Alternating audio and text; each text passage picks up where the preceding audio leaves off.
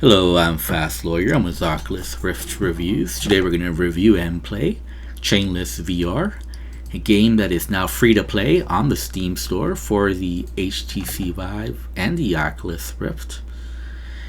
It normally retailed for $4.99, and I actually bought it on sale back in November of 2017 for $3.74. I only played it about 10 minutes before I decided to stop playing it and never played it again.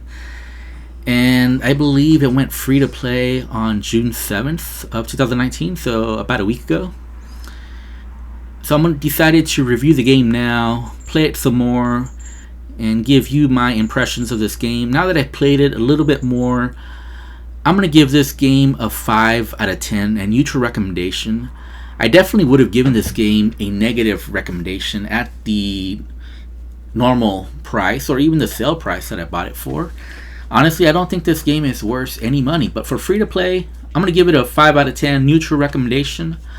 I believe there's enough here for you to enjoy, and if nothing else, it's a good workout.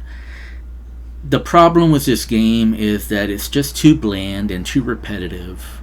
And I've said that about so many VR games, and it's very true in this one. This is probably the epitome of bland environment with repetitive gameplay. Now, there is a little bit of variety in the gameplay. I don't know if you can tell from the video, but basically there's 3 types of chains available. There's the normal chain, and they vary in lengths. The farther you go, the less number of chains there are, so it's more difficult to grab onto one and to go even further. Then you have the bronze colored chains, and those just disintegrate almost instantly. So you grab onto a bronze chain, you better get out of it really quick or else you're going to fall down. And then there's the gold chain, and that acts like a checkpoint, and that gives you one more life. So what the checkpoint means is if you get to it and you fall down, you get to restart at the gold chain, and you have one more life. I believe this game is endless. In other words, I don't believe there is end game. I might be wrong on that, but I don't think so. There is an achievement where you can catch up to that police car. I tried to do that, but I never got really close to catching up to it, so I don't know what happens if you do catch up to it. I don't know if you just get the achievement and that's it, and then you keep going endlessly, or what happens with that. There's this one environment, and it just looks pretty boring. Actually, the start of this game is the most exciting part because it actually brings a different environment. It looks different, and it's like the start of a story at the very start. But once you start the actual gameplay, it's just this over and over and over again.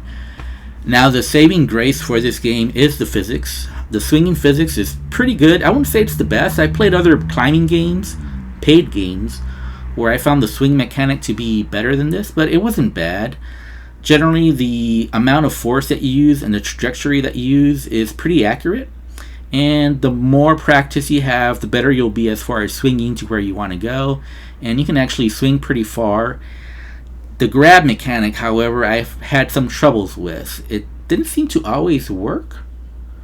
Sometimes I thought I had grabbed onto a chain and I just fell to my death. And sometimes while swinging, I went straight up instead of going forward.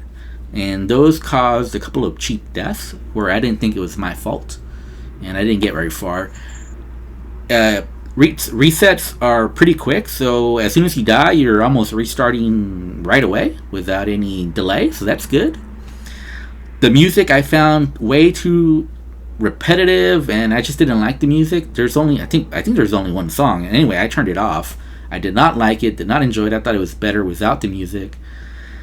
Yeah, your thoughts you may disagree with me on that one, but I think if you play this game for any extended amount of time, you'll probably do the same as me and turn that music off. For a free game, again, you do get a good workout, and it is fun for maybe the first 20-30 minutes, and I believe I played this game for about 35-40 minutes if I'm not mistaken, but I just don't see anyone playing this game for longer. There is like a personal leaderboard where you can check on your progress. What's the farthest that you've gone, how many deaths have you had, what's your total climbing distance. So there's something to keep track of, but there really isn't much here to keep you entertained for very long. The goal of the developer on his store page was to add more environments and to make a game where you play for more than 1 hour. I think he failed miserably, and I think that's why this game went free to play. So for the price of free, I do give a 5 out of 10 neutral recommendation, but I definitely would have given a negative recommendation if any money had been charged for this game. I'm Fast Lawyer. I'm with Oculus Rift Reviews. If you like my video, don't forget to like, comment, subscribe. Have a wonderful day. Goodbye.